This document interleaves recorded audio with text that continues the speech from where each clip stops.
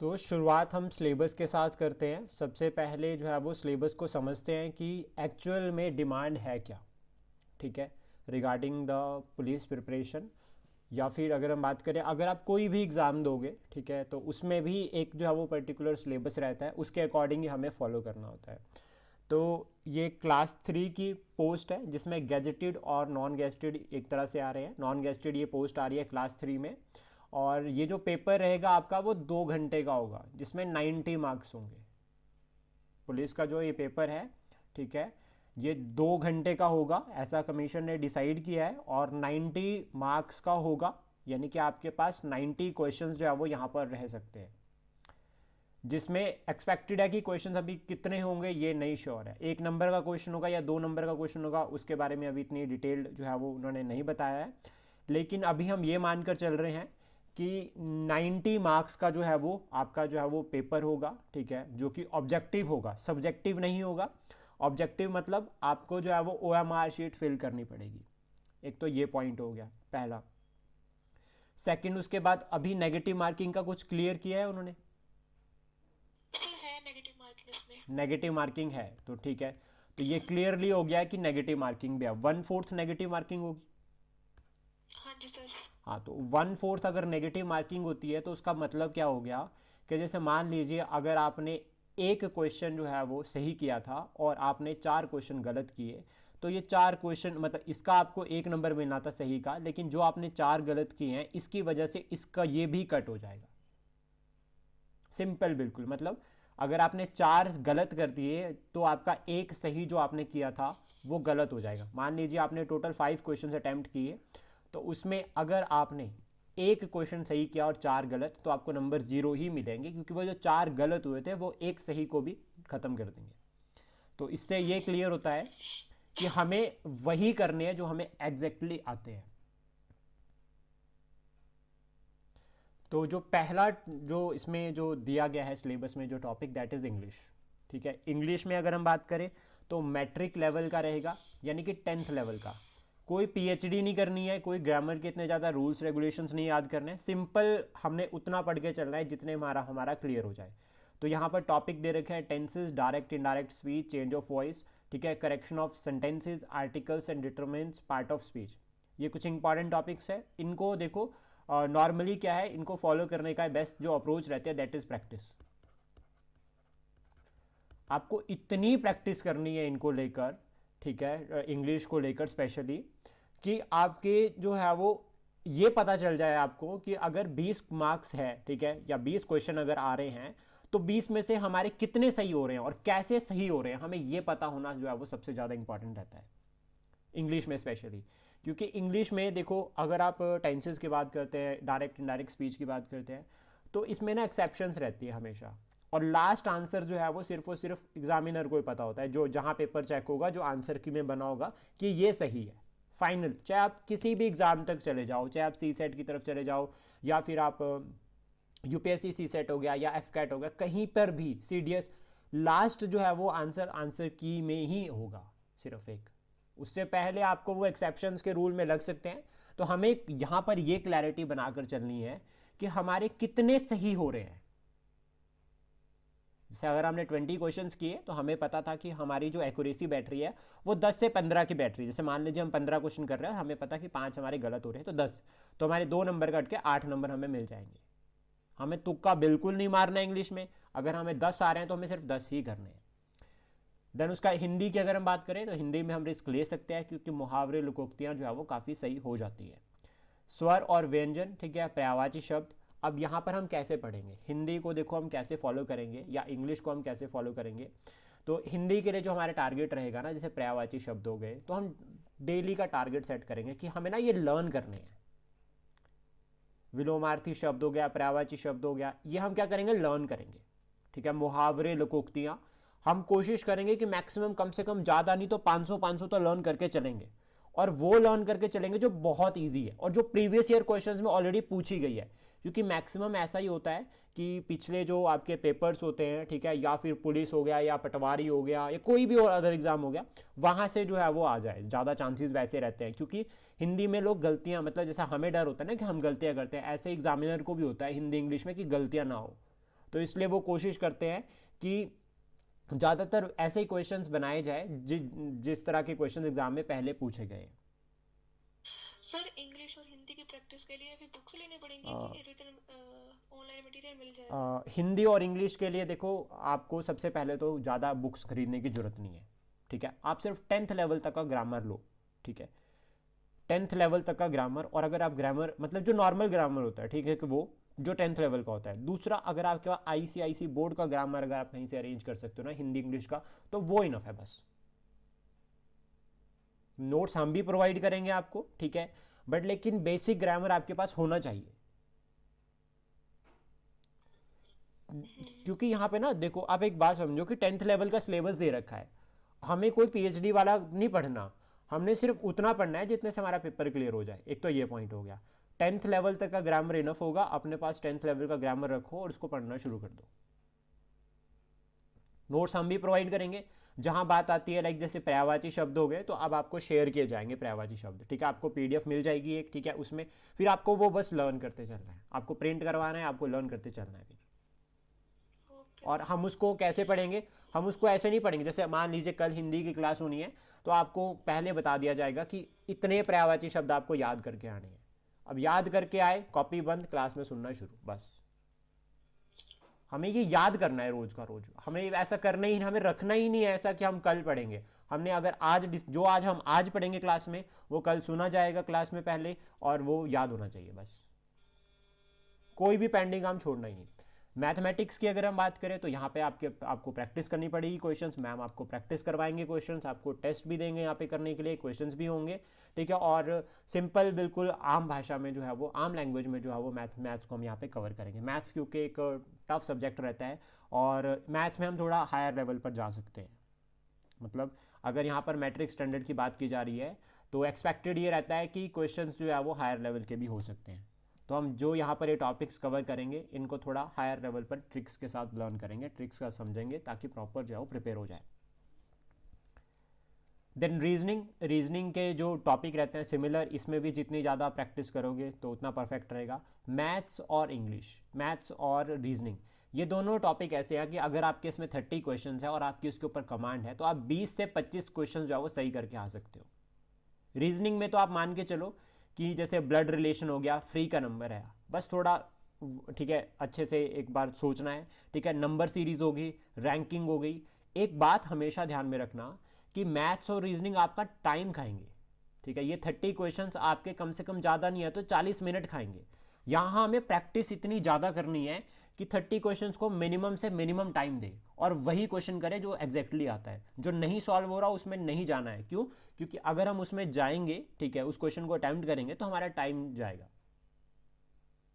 जैसे alphabet series है या नंबर सीरीज है, मान लीजिए कोई टफ सा आ गया नंबर सीरीज और नहीं पता चल रहा कि बीच में कौन सा जो है वो नंबर ऐड होगा, ठीक है, तो उसको स्किप कर दो, क्योंकि वो टाइम जाएगा। तो यहाँ पर ये वाला ऑप्शन अप्लाई होगा, लेकिन हमें करना वही है जो हमें बिल्कुल एग्जैक्ट आते हैं। देन जनरल अवेयरनेस की बात करें, जो कि मैं पढ़ाऊंगा आपको general awareness along with English and Hindi subject. तो इसमें जनरल अवेयरनेस की अगर हम बात करें तो 20 मार्क्स की रहेगी जनरल अवेयरनेस, और इतने सारे टॉपिक हैं, कोलिंक आपस में करते हैं। देखो इसमें सिर्फ जो आपका एक geography and culture of Himachal Pradesh हो गया, और दूसरा हो गया आपका साइंस, ये दो अलग सब्जेक्ट है। ठीक है, ये दोनों के दोनों, बाकी सारा करंट है।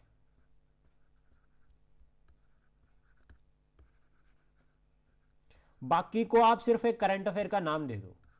बिल्कुल भी इसमें कंफ्यूज मत होना कि ये इंटरनेशनल और नेशनल ऑर्गेनाइजेशन है, बुक्स और ऑथर्स है, ये याद करने पड़ेंगे नाम, कंट्रीज और कैपिटल्स, ठीक है, इंपॉर्टेंट डेज, एब्रीवेशंस, ठीक है, important awards and honours, sports, ठीक है, या फिर policies of the government, schemes, जितने प्रोग्राम है। अब यहाँ पे गवर्नमेंट दे रखा है, अब इन्होंने ये भी नहीं किया कि एचपी गवर्नमेंट है या फिर इंडियन गवर्नमेंट है, तो हमें तो दोनों को ही कवर करना पड़ेगा। तो यहाँ पे हम सहारा लेंगे इकोनॉमिक सर्वे का, इकोनॉमिक सर्वे और जो बजट है उसको हम यहाँ पर फॉलो करेंगे, उसमें जो स्कीम्स मेंशन है उसको हम कवर करेंगे, सरकार के इनिशिएटिव यहाँ पर पढ़ेंगे।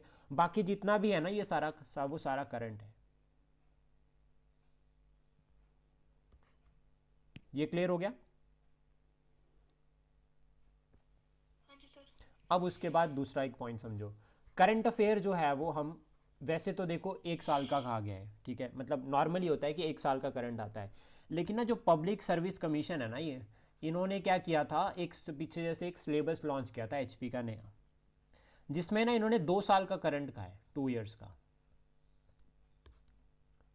अब जो हम कवर करेंगे, हम जनवरी 2024 से लेकर जो है वो जब तक हमारा पेपर नहीं होता तब तक का हम करंट कवर करेंगे, उससे 1 महीने पहले तक का। जैसे मान लीजिए अगर पेपर जून में है, ठीक है, तो हम कोशिश करेंगे कि हम मई तक का जो है वो करंट सारा कवर करें।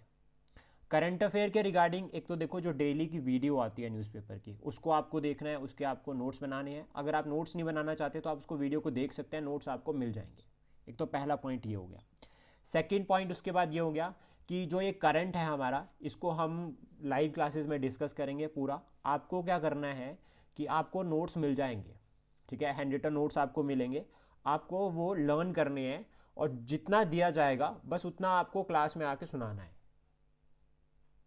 हम उसको डिस्कस भी करेंगे, पूरा डिटेल में पढ़ेंगे भी, समझेंगे भी कौन सी चीज़ कहाँ से कैसे लिंक हो रही है और किस तरह से एग्ज़ाम में क्वेश्चन बन सकता है, और बिल्कुल उसी तरह से हम जो है वो फॉलो करके चलेंगे। अब एक चीज़ और ध्यान में रखना, देखो कि करंट कैसे याद होता है, सबसे बड़ा चैलेंज रहता है, या जो भी हम पढ़ते हैं उसको हम कैसे याद करते हैं और कैसे हम उसको याद करके रख सकते हैं। करंट का एक छोटा सा एग्जांपल लेते हैं। जैसे मान लीजिए इंटरनेशनल या नेशनल ऑर्गेनाइजेशन है, और इसमें नेशनल ऑर्गेनाइजेशन में हम बात कर लेते हैं सीबीआई की, सेंट्रल ब्यूरो ऑफ इन्वेस्टिगेशन। तो एब्रीवेशन हो गई सबसे पहली, सीबीआई की पूछ सकते हैं ना एब्रीवेशन क्या है, सीबीआई स्टैंड्स फॉर, ऐसा करके आ सकता है, तो central bureau of yes sir. Investigation, ठीक है। तो एब्रीवेशन वाला खत्म हो गया, ठीक है। अब सीबीआई कब एस्टेब्लिश की गई थी, ऐसा स्टैटिक करंट बन सकता है, तो इट एस्टेब्लिश इन 1963, 1963 में बनी थी, ठीक है। सीबीआई काम क्या कर रही है वो आपको पढ़ने की जरूरत नहीं है, बिल्कुल वो सिर्फ समझना है कि सीबीआई काम क्या कर रहे हैं। सीबीआई का प्रेजेंट डायरेक्टर कौन है ये हमें पढ़ना है। जैसे अभी बात करें अगर, तो न्यू जो है वो चीफ इलेक्शन कमीशन बने हैं, new chief election commission of India अभी बने हैं, दैट इज, ठीक है, ज्ञानेश कुमार, ज्ञानेश कुमार बने हैं, और वो 26वें बने हैं, 26th बने हैं, नोट डाउन कर लो इसको, ज्ञानेश कुमार, GYANESH कुमार। ये 26वें नंबर के जो है वो ये इलेक्शन कमीशन ऑफ इंडिया बने, यानी कि chief election commission of India. 26th जो है वो ये बने हैं ज्ञानेश कुमार। कर लिया नोट? Yes sir. हाँ, ये इंपॉर्टेंट इसलिए है क्योंकि ये पहले ऐसे पर्सन है जो आपका 2023 का एक्ट था जो पार्लियामेंट लेकर आई थी अपॉइंटमेंट के लिए चीफ इलेक्शन कमीशन की, तो उसके रिगार्डिंग जो है फिर अपॉइंटमेंट ही हो रखी है। अब इनकी अपॉइंटमेंट को साथ में लिख लो कि अपॉइंटेड बाय द प्रेसिडेंट, इसको जो हमारे राष्ट्रपति है उन्होंने क्या किया है, अपॉइंट किया है। तो president of India appointed Gyanesh Kumar as 26th जो आपका क्या है इलेक्शन कमीशन ऑफ इंडिया। अब देखो कैसे पढ़ना है इसको और कैसे लिंक कर सकते हैं इसको। पहले कौन थे, सुकुमार सेन, सुकुमार सेन जो है वो फर्स्ट, ये बनाए गए थे 1950 में। कौन से दिन बने हैं, 25 जनवरी। तो 25 जनवरी इनका जो है वो बर्थडे होता है, और इसको हम नेशनल वोटर डे मनाते हैं।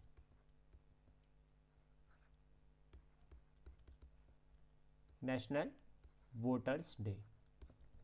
तो देखो डेज डेज भी हो गए लिंक, एब्रीवेशन भी लिंक हो गई, ठीक है, और साथ में हमने इसको लिंक कर दिया एक ऑर्गेनाइजेशन के, इंस्टीट्यूशन के साथ भी, क्योंकि election commission of India institution है, कॉन्स्टिट्यूशनल बॉडी है।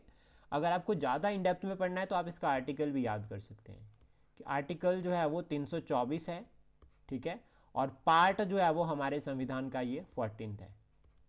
14th जो है वो पार्ट है जिसमें ये मैंशनड है, ठीक है। ये हो गया पूरा कोर, क्लियर हो गया। Yes sir. अब एक छोटा सा क्वेश्चन आपसे, ठीक है, जो यूएसए है ना, यूनाइटेड स्टेट्स ऑफ अमेरिका, हाँ जी। उसकी कैपिटल क्या है, सर पता नहीं। Washington DC. तो एक कंट्री की कैपिटल याद रखना, वॉशिंगटन डीसी। इंडिया की कैपिटल, सर किसके इंडिया की किसके देखो यूएसए की कैपिटल होगी ना वॉशिंगटन डीसी। हाँ जी। भारत की कैपिटल दिल्ली। न्यू दिल्ली। नई दिल्ली। ठीक है, ओके। बांग्लादेश की कैपिटल ढाका। ढाका। पाकिस्तान की कैपिटल अ, सर इसका नाम, इस्लामाबाद। हाँ इस्लामाबाद। ठीक है, और श्रीलंका की कैपिटल? श्रीलंका की पता नहीं सर। देखो जो ऑफिशियल आती है ना वो आती है महिला जयवर्धनेपुरे, और एक जैसे आती है वो तो कोलंबो। ठीक है, नेपाल की कैपिटल? काठमांडू। और भूटान की कैपिटल? भूटान की इसका नहीं पता सर। सोचो सोचो, भूटान की कैपिटल, बहुत अपना पड़ोसी है। भूटान की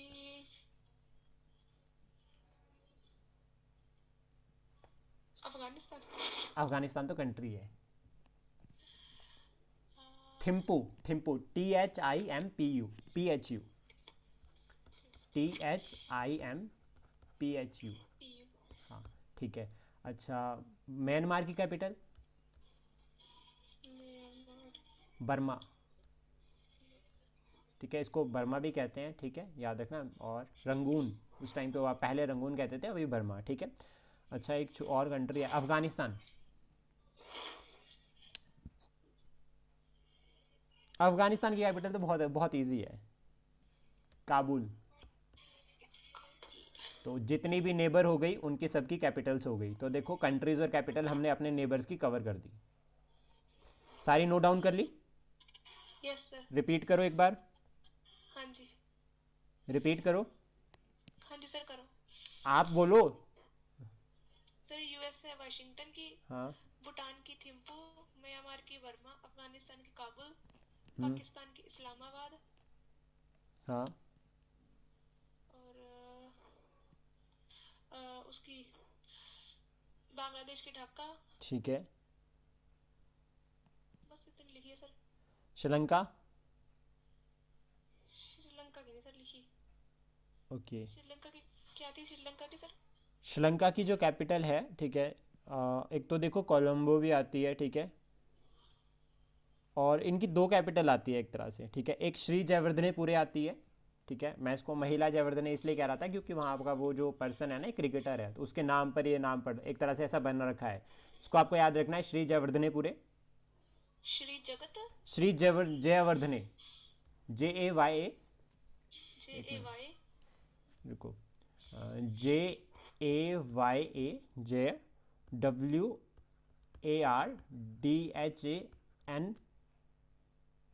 WARDHANAPURA, जयवर्धने, DEDHENAPURA, जयवर्धनेपुरे। ये श्रीलंका की कैपिटल हो गई। ठीक है, और इनकी जो एग्जीक्यूटिव और जुडिशियल कैपिटल है ना, दैट इज कोलंबो।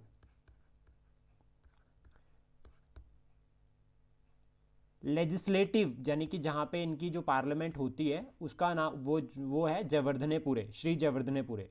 और कोलंबो जो है वो यहाँ पर क्या है, एग्जीक्यूटिव और जुडिशियल कैपिटल है। मतलब यहाँ पे जो है वो सुप्रीम कोर्ट होगा इनका। ठीक है। Yes sir. एक और आजकल कंट्री न्यूज़ में चल रही थी, दैट इज मालदीव्स। हाँ जी सर मालदीव। हाँ, उसकी कैपिटल? उस नो आइडिया सर। मेल, क्या है sir? Male, Male, MELE, MA LE। Male. हाँ, मेल, मालदीव्स, MALDIVES। मालदीव्स की कैपिटल हो गई मेल। तो अपने जितने भी अच्छे पड़ोसी हैं उन सभी की कैपिटल हो गई मेल। एक कंट्री और आजकल न्यूज़ में चल रही थी, छोटी सी कंट्री है, दैट इज़ फ्रांस। आजकल काफ़ी न्यूज़ में थी। फ्रांस की कैपिटल? सबका पेरिस, सबका शौक है पेरिस जाने का। तो पेरिस हो गई फ्रांस की कैपिटल। और ये न्यूज़ में इसलिए है क्योंकि यहाँ पर ना AI, आर्टिफिशियल इंटेलिजेंस का समिट हुआ था, जिसको जो है वो हमारे जो प्राइम मिनिस्टर है नरेंद्र मोदी जी, उन्होंने को चेयर किया।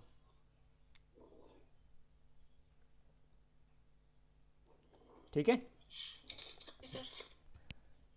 तो अब शुरू करते हैं ऑर्गेनाइजेशन की तरफ। तो सबसे पहले हम बात करेंगे वर्ल्ड बैंक के बारे में। वैसे तो इसकी वीडियो मैं बना चुका हूँ, उसमें इसको डिस्कस कर चुका हूँ, लेकिन फिर भी हम इसको क्लास में भी पढ़ेंगे।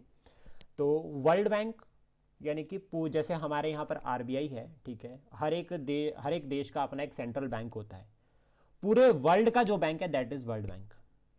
इसको बनाया गया है 1944 में। इट एस्टेब्लिश्ड इन 1944, ठीक है, बिल्कुल बेसिक याद रखना है। 1944 में इसको बनाया गया। और एक इंपॉर्टेंट पॉइंट आप क्लास में साथ साथ कीवर्ड्स में लिखते रहो, ठीक है, क्योंकि लास्ट में एट द एंड आपसे क्वेश्चन पूछे जा सकते हैं। तो वर्ल्ड बैंक 1944 में बनाए, और ये बनाया ब्रिटेन वुड कॉन्फ्रेंस के बाद। मतलब एक कॉन्फ्रेंस हुई थी ब्रिटेन वुड कॉन्फ्रेंस, जिसके साथ जो है वो एक तो वर्ल्ड बैंक बना और इसी साल जो है वो आईएमएफ बनाए। आईएमएफ का मतलब हो गया इंटरनेशनल मॉनेटरी फंड। इसको सिर्फ आईएमएफ लिख दो खाली, बाकी जो आपके पास पीडीएफ आएगी आप इसमें डिटेल जो है वो यहाँ से बाद में नोट डाउन कर सकते हैं। आपको याद रखना कि आईएमएफ और वर्ल्ड बैंक दोनों जो है वो 1944 में बने हैं, ठीक है। और इनका जो मेन जो टारगेट है, ठीक है, पैसे को मैनेज करना है कि वर्ल्ड लेवल पर पैसा कैसे चलेगा, करेंसी कैसे चलेगी, सिस्टम क्या रहेगा, पूरा डिसाइड करना। हेडक्वार्टर अगर हम बात करें तो वर्ल्ड बैंक और आईएमएफ दोनों का हेडक्वार्टर जो वाशिंगटन डीसी में है। Washington DC United states of America की कैपिटल है, और यहाँ पर जो है वो इन दोनों का हेडक्वार्टर है। भारत जो है वो फाउंडिंग मेंबर है, यानी कि जब ये वर्ल्ड बैंक बना था तो भारत के रिप्रेजेंटेटिव भी वहाँ पर थे, और भारत को कहा जाता है कि भारत भी क्या है, वर्ल्ड बैंक का फाउंडिंग मेंबर है।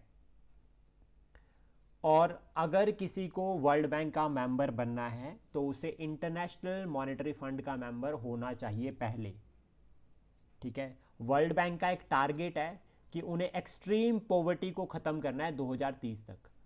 अब ये 2030 यहाँ पे बीच में आ गया, ठीक है। अब हमारे लिए 2030 बहुत इंपॉर्टेंट है। तो पहले तो देखो हमारे कुछ टारगेट है, भारत ने कुछ टारगेट रखे हैं कि हमें वो 2030 तक अचीव करने हैं। जैसे कि 500 गीगावाट, लिखो इसको 500 गीगावाट। हमने ये टारगेट किया है कि हमें जो है वो 500 गीगावाट एनर्जी जो है वो रिन्यूएबल सोर्सेज से लेकर आनी है। रीन्यूएबल सोर्सेज मतलब कि हमें क्या करना है, हमें जो है वो एनर्जी जो है वो इतने सोर्सेज से चाहिए। मतलब जैसे कि मान लीजिए जैसे एक होता है ना कि जो पोल्यूशन करते हैं, जैसे कोल हो गया, ठीक है, ऑयल हो गया, तो ये तो कभी भी ख़त्म हो सकते हैं, लेकिन जो रिन्यूएबल सोर्सेज होते हैं वो ख़त्म नहीं होते। जैसे सोलर एनर्जी है वो हमेशा आती रहेगी, एयर हो गया, ठीक है, वाटर हो गया, मतलब उसमें पॉल्यूशन कम होता है। तो हमने क्या किया है, ये टारगेट किया है कि हमें 500 गीगावाट तक की एनर्जी 2030 तक लेकर जानी है। एक तो ये टारगेट हो गया। अब जो मोस्ट इंपॉर्टेंट जो एग्जाम में क्वेश्चन बन सकता है दैट इज कि 2015 में एक पेरिस समिट हुआ था।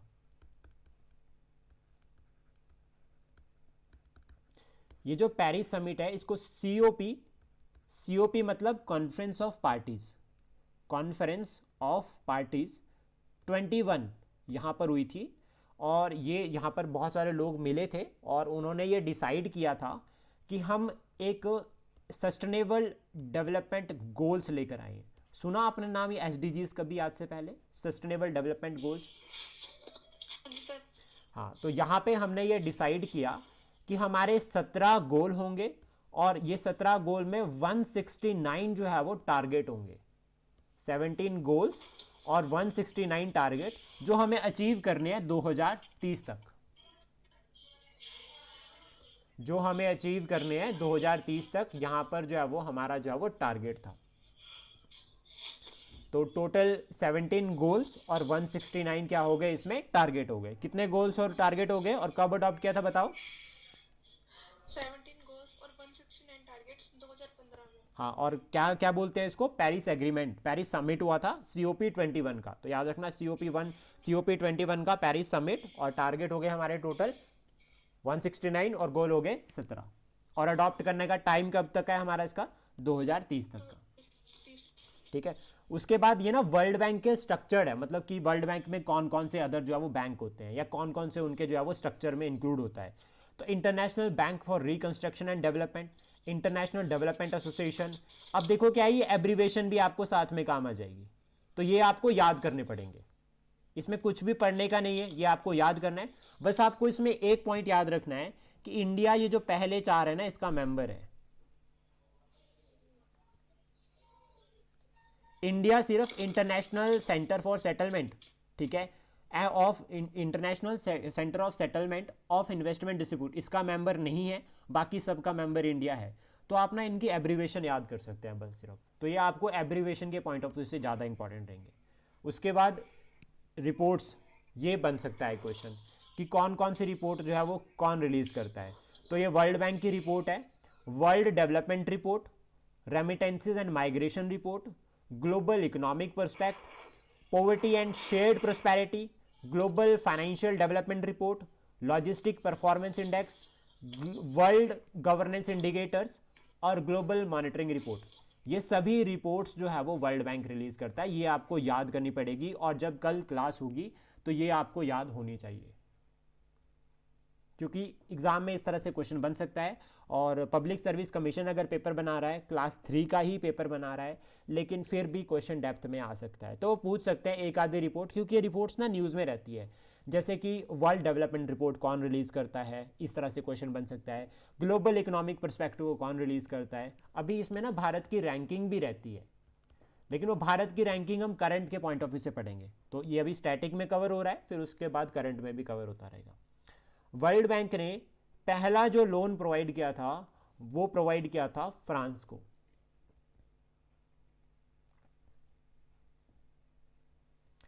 पहला जो लोन है वो फ्रांस को प्रोवाइड किया था वर्ल्ड बैंक ने, इसको नोट कर लो।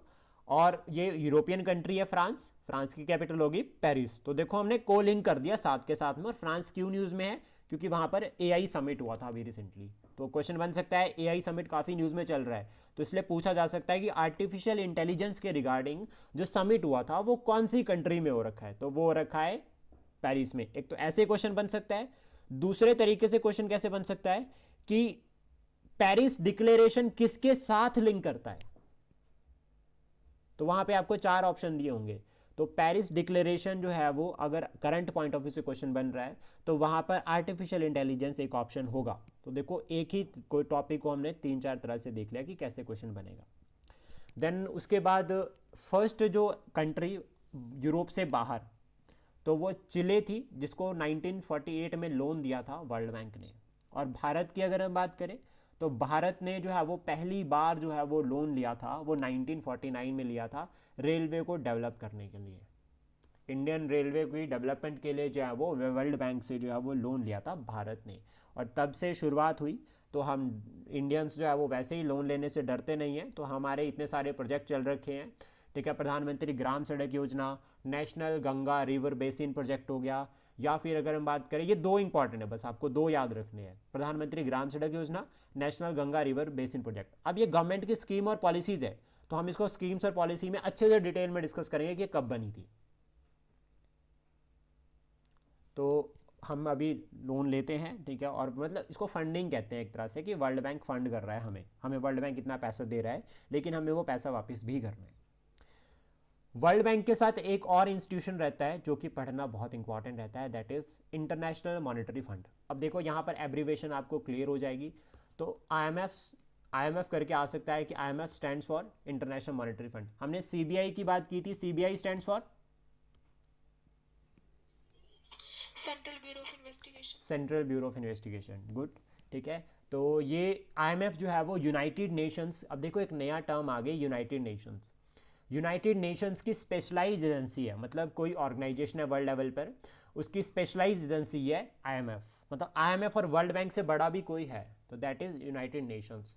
इसको बनाया गया है ब्रेटन वुड कॉन्फ्रेंस से 1944 में, जब हमने बात की थी वर्ल्ड बैंक बनाए। और इसका काम क्या है आईएमएफ का? आईएमएफ क्या है कि ये मॉनेटरी का मतलब होता है एक तरह से लिक्विडिटी, जो पैसा है, पैसे को मैनेज करना। ये जो मॉनेटरी हो गया, इसका मतलब हो गया कि मार्केट में पैसा कैसे मैनेज होगा वो डिसाइड करेंगे। अब मार्केट कौन सी, अगर हम बात करते हैं देश की मार्केट तो आरबीआई कर रहा है, दैट इज आरबीआई की मॉनेटरी पॉलिसी कमेटी।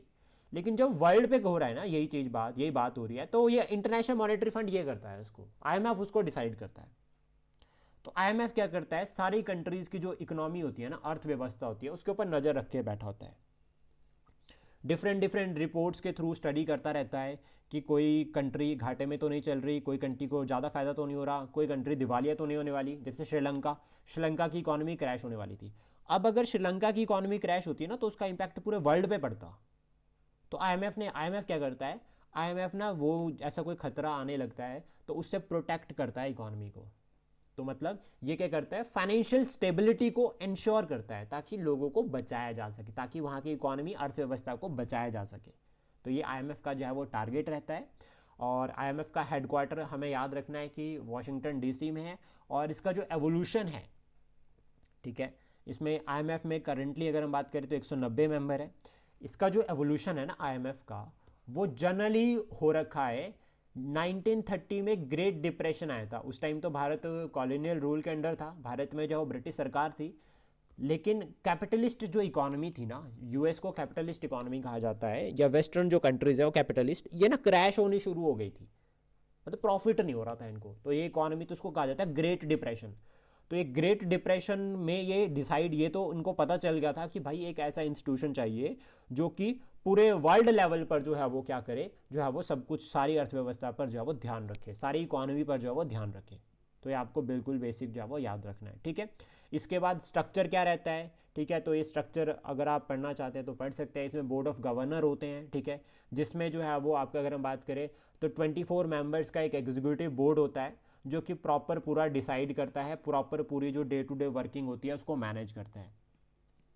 इसमें एक मैनेजिंग डायरेक्टर होता है जो कि हेड होता है, हम बात करें ओवरऑल। तो आईएमएफ का हेड कौन है, ये हमारा करंट बेस्ड रहेगा। तो जैसे ये करंट में चलता रहेगा हम उसको डिटेल में डिस्कस करते जाएंगे। ये समझ आ गया? Yes sir. आगे कंटिन्यू करना है कि इतना काफ़ी है?